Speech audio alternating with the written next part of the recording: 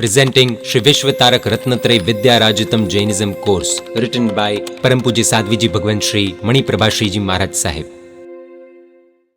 Presenting episode of The Secrets of a Fulfilling Life from Book 1 of the Jainism course. In today's era of technology, even though we are moving on the path of development with the help of various luxurious and expensive gadgets, in the process of adopting Western culture, we are forgetting our humanity and Indian culture. Due to this, the situation in every house is worsening today. Generally, this complaint is found in large numbers that today's children and youth do not obey, do not listen to their parents, elders, etc. and do as per their wishes, all in the name of trend. Not only this, but since childhood, they also make all their decisions against their parents' wishes or without their permission. As a result of this, the entire house gets disintegrated, or they have to struggle their entire life.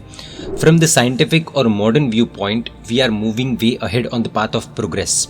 So why are we going backward in the matters of humanity, cooperation, service, duty and dedication? In today's era, seeing a son like Shravan Kumar, a brother like Bharat, a husband like Ram and a wife like Sita has become rare. All these legendary Mahapurush, that is great men or women, are becoming a part of our distant past. At present, Hollywood and Bollywood actors have become our role models. Why is this happening? Why this change? What is the cause of this? Why is the current generation taking a step back concerning their duties and responsibilities towards their parents? Two major reasons exist for this: the lack of values among the children of the present era and the Western education system. In today's fast-paced life, it is generally the wish of every parent that their children should follow the modern lifestyle, progress through education and get a good degree. But they do not focus on values, and by the time such issues come to mind, it is too late. And there is almost no trace of realistic value education in the current educational system. On the contrary, if the seeds of values are sown in children right from birth, then such problems will never occur. Now, let us take a look at when, where, how and why these values should be imparted. We will understand the importance of values through an imaginary story. The main characters of the story are two friends who belong to a Jain family, Sushma and Jaina. Despite being from Jain families, both of them did not have Jain values. Their lifestyle was also different. Jaina used to practice some religious aspects as per her comfort, like renouncing Ratri Bhojan on Parvatitis, going to the temple for darshan, etc. But Sushma was least bothered about taking part in any religious activities, even during festive days. She was pretty much an atheist. Once Jaina went to the temple where she saw a banner for Yuvati Sanskar Shivir, just like a camp. Looking at the banner, she thought, my life neither has religion nor religious knowledge. Therefore, I will gain some knowledge through this camp. Anyway, I have holidays for the next few days. She felt like going to the camp. She told Sushma about it, but Sushma did not agree. Sushma had a misconception due to the name of the camp. She thought that there would be no fun in such shivir and hence chose to go for a holiday with her friends, while Jaina convinced a few of her friends to join her. As soon as the camp starts, Guru Bhagwant explains that even if the sadhus do not do the flawless worship of Ratnatrayi, the devotees believe that they must be doing pratikraman twice, padilehan, not watching TV or using vehicles, etc., drinking sachet water, following brahmacharya, etc., that is minimum level. If the sadhu does not do even this much, then the householder, that is grihast, does not even feel like accepting him as a sadhu or bowing to them. Now tell me whether Prabhu's Sangh is twofold or fourfold. If sadhu sadhvis must follow the minimum level, then Shravak Shravikas must also follow their minimum level, right? Only then can they be considered as Jains. What is the sense of being called a Jain only for name's sake? A person becomes Jain not by name but by his deeds. Jaina asks Guru Bhagwant, what is the minimum level for Shravak Shravika? Guru Bhagwant says that when one makes an addition to the word Jan, which means public in Hindi, the word Jain is formed. One has to add temple puja and Jinvani Shravan to his conduct and abstain from Ratri Bhojan and Kandamul. This can be considered the minimum requirement for a Shravak. We are Jains. We are proud of being Jains. We go to Sangh Swami Vatsalya because we are Jains. We accept Prabhavna from temples, etc. Even though we may not have the capacity to duly become Samyaktva Mool 12 Vratdhari Shravak, we can at least accept these 4 requirements firmly in our lives and our homes and make our families Jains in the true sense. Jin Mandir Puja. The Prabhu has showered us with compassion and shown us the best way to cross the ocean of this sansar. We have received everything by the grace of Prabhu. We should express our gratitude towards Prabhu by doing his darshan and puja. The first identity of being a Jain is to go to the temple, do puja and apply tilak as a mark of devotion to Prabhu's commands. Listening to Jinvani. Guru Bhagwant narrates the words of Bhagwan through religious sermons, that is pravachan or vyakhyan. On listening to it, we understand what we should and shouldn't do. And the words heard from the Guru's mouth have a deep impact on the jeev, due to which the results of putting it into practice arise. Therefore, the second identity of being a Jain is to listen to the sermons. This Jainism course is also a type of Jinvani. In this too, Jinvani from Guru Bhagwant reaches to you.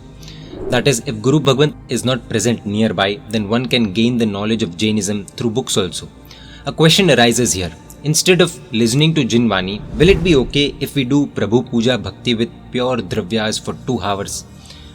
Tell me, will it be okay if only rice is served for lunch? No, right? It will be considered a proper meal only if it is a balanced meal consisting of roti, vegetables, pulses and rice.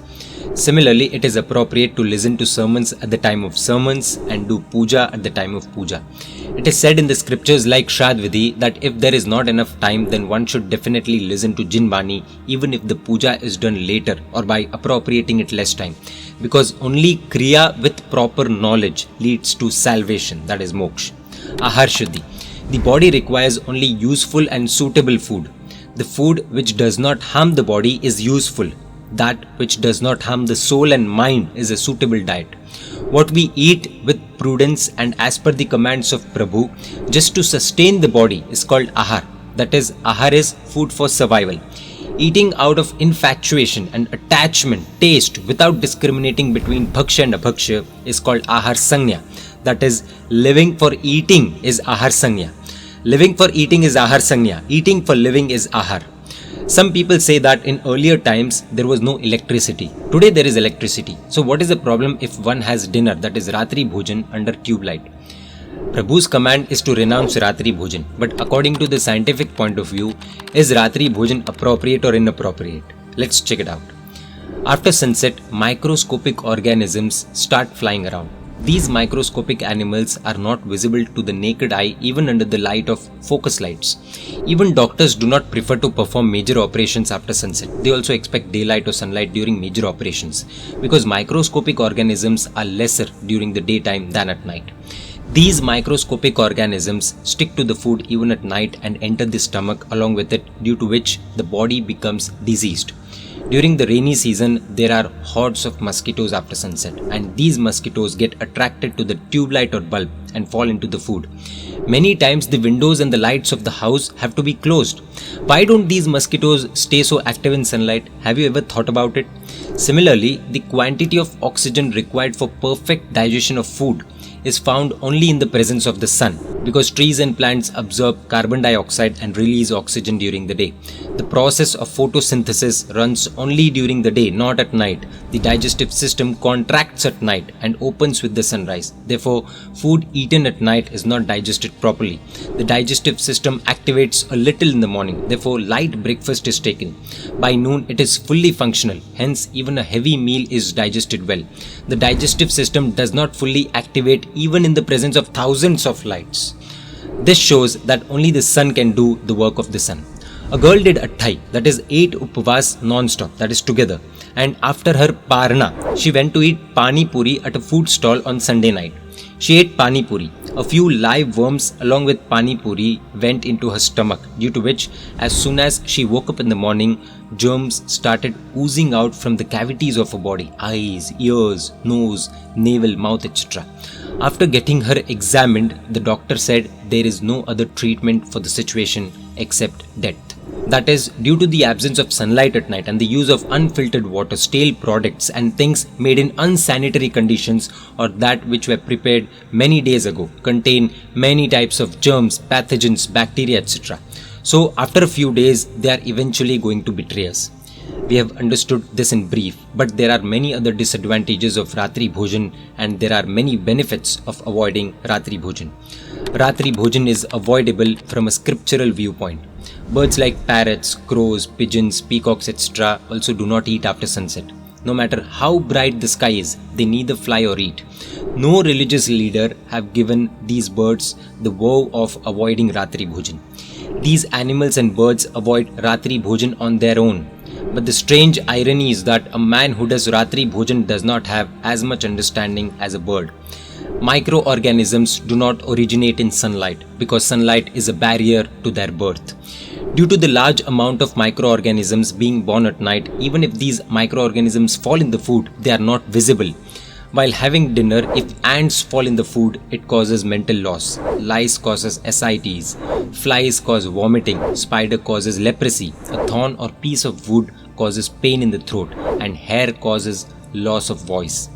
People who do Ratri Bhojan are born in hell in the next life, or in the womb of an owl, crow, cat, vulture, beetle, snake or scorpion, or in the sixth ara where cave-dwelling humans catch fishes and aquatic animals at the time of sunrise and bury them in the sand. After being roasted in the intense heat of the day, they eat it at night. People who do Ratri Bhojan are born in such a sixth ara.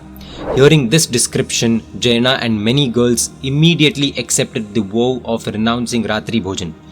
What precautions need to be taken after renouncing Ratri Bhojan?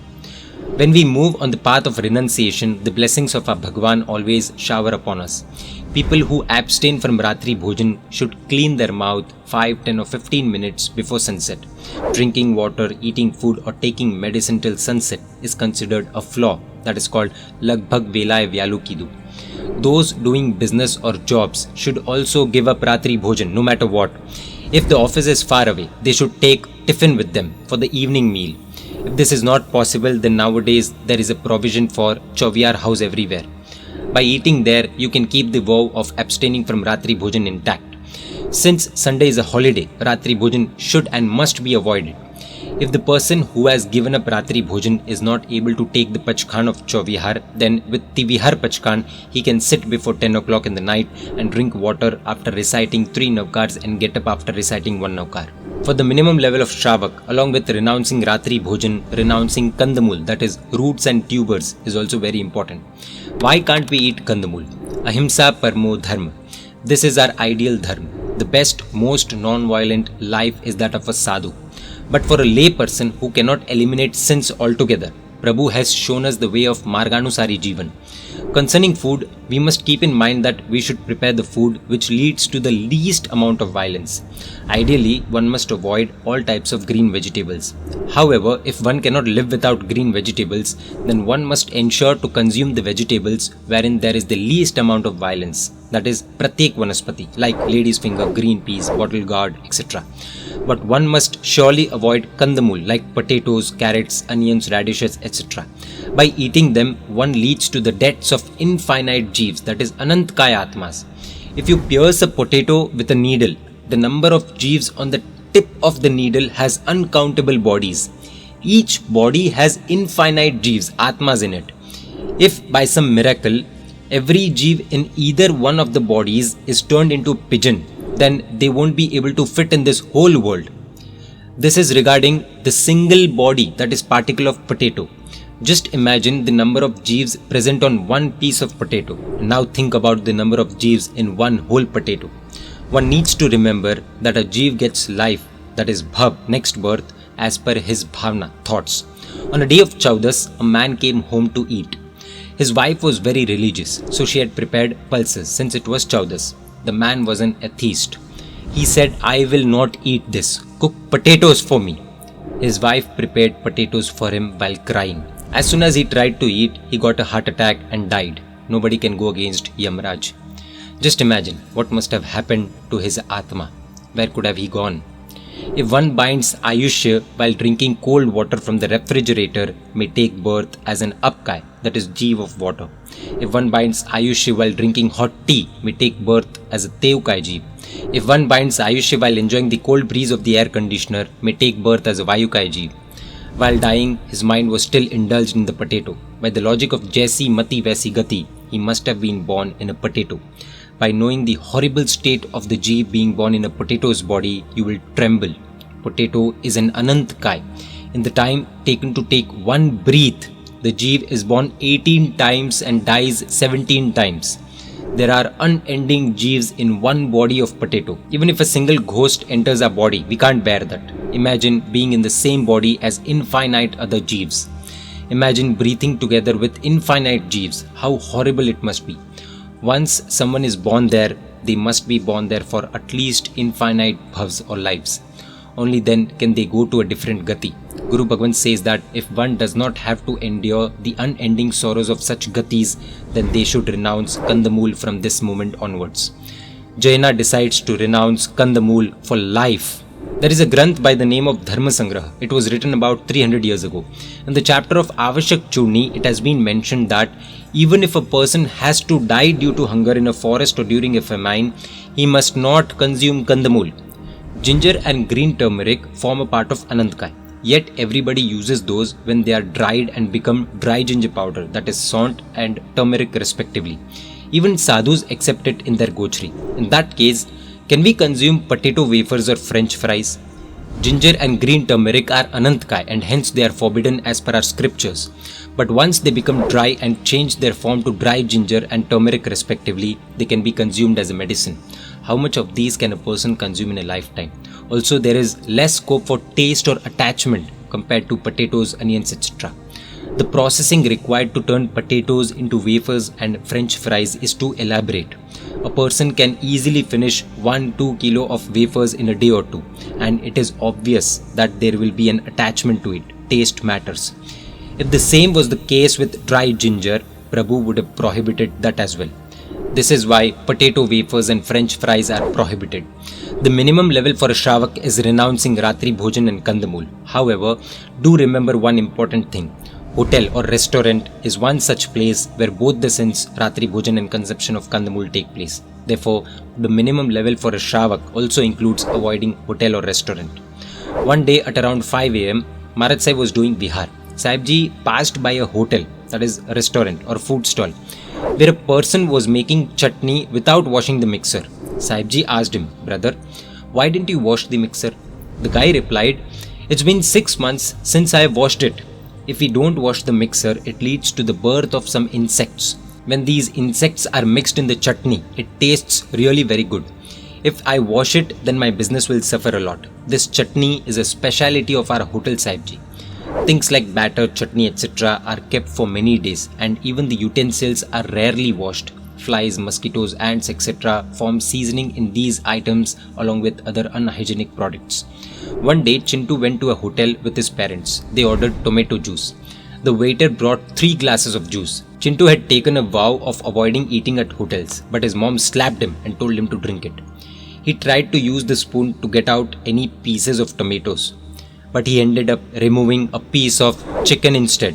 They called the waiter. On inquiring further, they got to know that the board that says Jain food or pure vegetarian is just for the namesake. Such practices are very common in the hotel industry. In today's world, people go to the restaurants of places that serve both veg and non-veg food, or they order food from such places online as well. Such people should not fool themselves into thinking that they are vegetarians. Once a manager from a Jain restaurant had come to Upashray. Guru Bhagavan put Vasak shape on his forehead and asked him if he could provide some information on the food industry. The manager said that he would not hide anything from a renunciant sadhvi. The question was, when does his business have a slump? Manager honestly clarified, ideally hotels always have a boom, because today could be someone's birthday, tomorrow could be someone's marriage anniversary, and the day after there might be an engagement function. And you must know very well that nobody cooks at home for these functions anymore. Thanks to that, my business runs smoothly.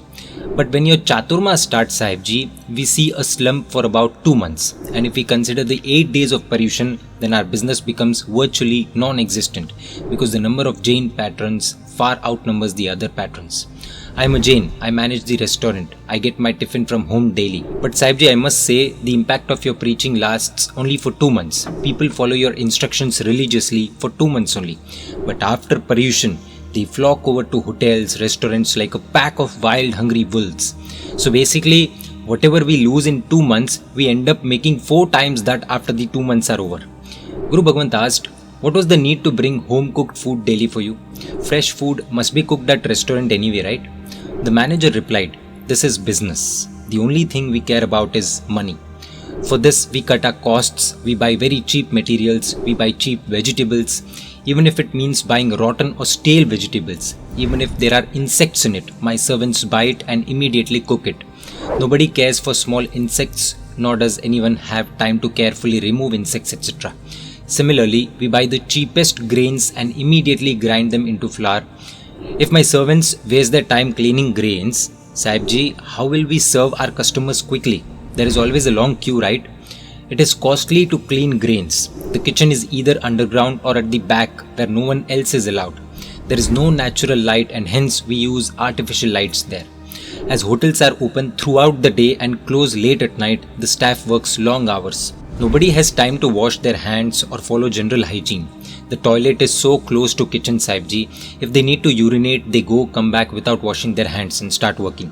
Since it is very hot inside the kitchen, all workers are mostly covered in sweat. Sweat, the smoke from cigarettes along with mosquitoes, flies, etc. work as spices in the food. Not just that, the batter for idli, vada, etc. is used the next day. At times, it is even used for 4 to 5 days. Who checks it anyways? Anything that is left is used the next day. We do not throw away anything. The vessels used for cooking are not even covered. Also, the vessels used for storing food are not washed for months, as we don't have spare vessels and we need to cook the next day as well. Now tell me, Sahebji, after knowing all of this, how can I eat such food? No one cares about hygiene in today's era, Sahebji. Let me tell you something. In today's era, indulgent people do not care about ingredients like vegetables, grains, etc. They only care about the taste. Whether the product is made of good quality material or not is not of any concern. All one has to do is add synthetic colors, synthetic flavors, etc. Then garnish it with cucumbers, tomatoes and some coriander, grate some cheese or add some herbs and the food becomes attractive. Wow! Once the food looks good and smells good, these people pounce on it like hungry wolves. In this way, he exposed the reality of the restaurant industry to Sadhviji. When Jaina heard it, she became shocked and immediately renounced restaurant, that is outside food. These are major issues, but today's state is so deplorable that we follow non-vegetarianism despite being vegetarians. Unknowingly, we are trying to take a step towards lowly gatis like narak, etc. Many products do not seem non-vegetarian but are non-vegetarian. They contain ingredients of animal origin but are hidden under the guise of quotes. If the reality of shampoos, soaps, chocolates, biscuits, snacks, toothpaste, cosmetics, etc. found in our homes is researched properly, the truth would come out. The question is that it is not practical to consider all of these aspects in our day-to-day lives. We have been eating these things within our friend circle, during weddings, outings, etc. It is difficult to live without these. So what is the solution for it? We do not like any type of restrictions. However, when we look at our world, these restrictions and rules are a security. Like if one wants to urgently reach Mumbai and if he has two options, the first car that has top speed of 80 km per hour and the second car with a top speed of 140 km per hour but with failed brakes. There is a hurry, but what will be prioritized? The speed or safety? Obviously safety would be prioritized, else one would reach heaven instead of Mumbai. Hence the first rule, there must be a brake, whether it's a bicycle, bike, car or a truck. Now, will it work if we install the brakes of a bicycle in a truck? No, right? Hence, second rule, the more the power, the more powerful the brakes are required. Human has a very powerful mind, speech, body, time, property, understanding, discretion. So his security should also be equally powerful. Let's understand it from a simple example.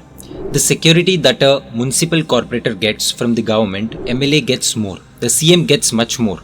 The PM gets even more security than that. Now I ask you, wherever you want to go, can you go? Yes. You can eat street food standing on the street, right? Without any permission. Yes. But can Narendra Modi ji do the same thing? He can consume any food item only if his security force gives him a green signal. There are so many restrictions on the PM Narendra Modi, right? Which means, is he the number one slave of India? No, because we know that this is for his security, safety and is not a bondage. Hence proved that the more powerful you are, the more security is needed. If we introspect, there is no scope for development in animals. Hence they do not have any restrictions like wearing clothes, etc. They can eat whatever they want, they can do whatever they want, but what if humans live like animals? No. The maturity and understanding of humans in Arya Desh is more than those from Anarya Desh. Thus, social and religious rules are bound to be more. In Anarya Desh, it is very common to marry in the morning and file for a divorce in the evening. Gandhiji wrote in his autobiography that when he travelled abroad, his mother took him to a Jain Muni before he left. Jain Muni gave 3 vows to Gandhiji. Don't consume non-vegetarian food. Don't drink. Don't indulge in exploiting women. The environment of the foreign countries was the opposite, but these vows protected him always. Therefore, the vow is not bondage but security. Many times we might feel that Jainism has many restrictions for every little thing. There is a great logic behind this. According to our country, in terms of mental evolution, a Jain sadhu is on the top and is considered VIP. Thus, Bhagwan provided him with VIP security. Throughout their lives, they will not use electricity, mobile, etc. Will not use unfiltered and unboiled water. They will not touch people of the opposite gender. They will walk while looking down and use muhpatti, etc. Jain sadhus have accepted these rules happily to attain moksha. Thus, they have attained a top position which makes even the great kings bow in front of them. The next position is received by Shravak, which means you require special security too. If you understand this basic logic, then you will accept these restrictions or say protections wholeheartedly. If we talk about this in simple language, if development is desired, then restrictions would be necessary. If there is a terrorist attack in the United States, who will be considered safe? The one who is protected in a safe bunker or the one who is outside? There is a crowd, suffocation and bondage in the bunker. Still, why would anyone like the bunker? Because we know that our safety lies in the bunker. In the same way, staying in the bunker of Prabhu's command will protect you from the attacks of attachment, hatred, jealousy, blasphemy, etc. in this life as well as the coming lives. These bondages will help you attain salvation and cut the chain of misery of birth and deaths. Your life will be peaceful and happy in Jinagna's bunker. Tell me, do you want to come to the bunker of Jinagna?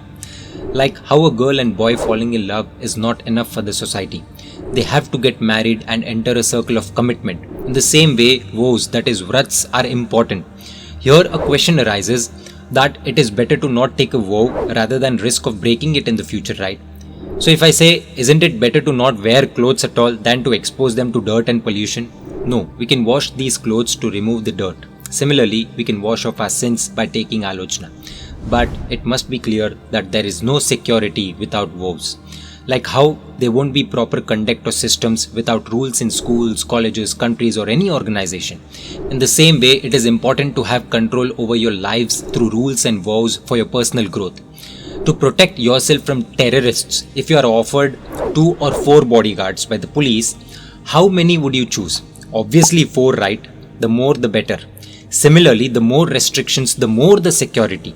In the same way, the more vows we take, the more protected our soul will be. What kind of food did we have till now?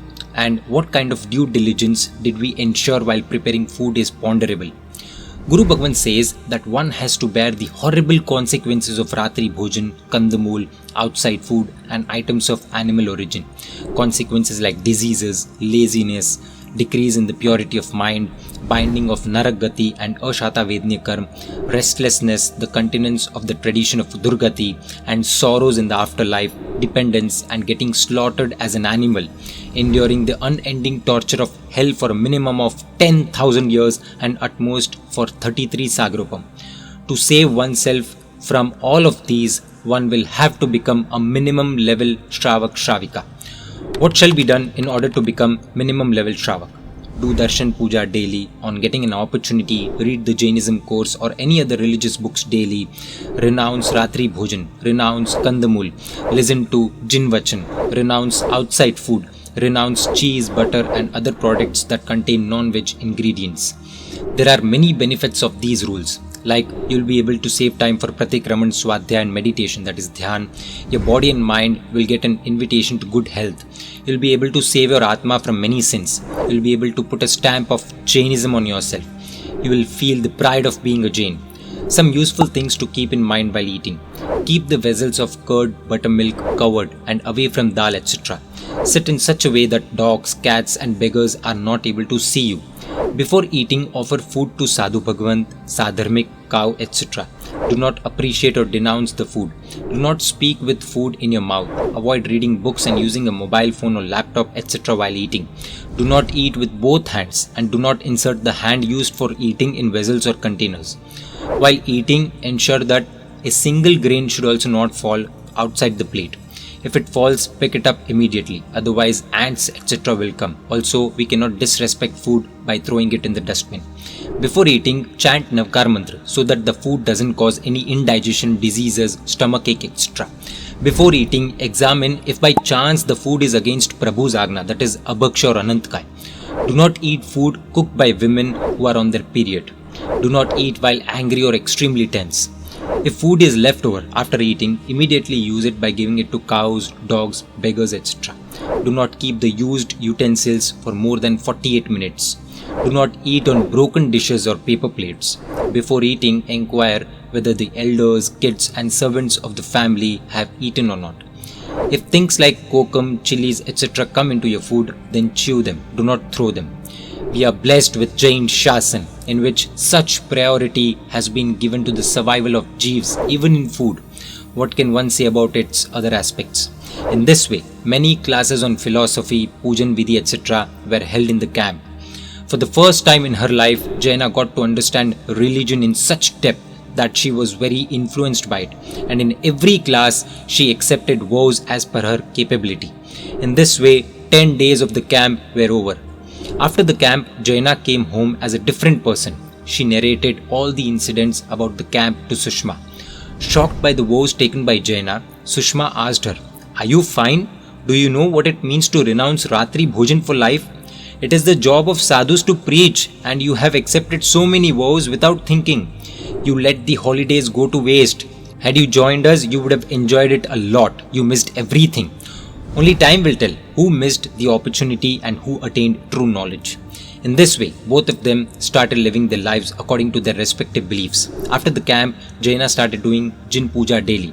She would listen to as many sermons as possible, that is Vyakhyan or Pravachan, completely renounce Ratri Bhojan, Kandamul, ensure avoiding dvidal and stale food. She also tried to impart all the knowledge from the camp to her family members and tried to connect them on the path of religion. Gradually, Jaina's family also started getting involved in religious activities. In this way, a camp not only improved the life of Jaina, but that of her entire family. Only time will tell how many people would she get involved in religion. And as Sushma grew older, she became more and more alienated from the path of religion. Instead of going to the temple, she liked to hang out. As time passed, the families of both Jaina and Sushma began to think about their future, their marriage, etc. When Jaina's father wanted her opinion on this subject, she only said that the guy's appearance, etc. did not mean much to her. All she wanted was that after marriage, the guy should follow his religion and should not hinder her religious practices. Therefore, after stating this decision of hers, she married a prominent religious and cultured boy named Jinesh. Even after marriage, Jaina always stayed in touch with Sahebji. She would often seek advice on topics like how to live with her husband, mother-in-law, father-in-law, brother-in-law, etc., how to manage married life, how to maintain cordial relations, etc. Besides, she used to get solutions to all her doubts and curiosities from Sahebji. On the other hand, Sushma got married to a wealthy and modern guy, Aditya. What will happen in the lives of Jaina and Sushma after marriage? To what point will their thoughts and ideas take them? Will Sushma, who lives a modern lifestyle, and Jaina, who has high ideals and a simple life, be able to settle down in their new houses? Naturally, the same values are passed on to the children from the mother. According to their respective values, what kind of values do these two sow in their children? And where do those values take them? We will see who will win in this battle between Indian culture and Western culture in the next section of Jainism course, Indian culture versus Western culture. Thanks for joining Jainism course. Sarve Jivo Mokshe Jao.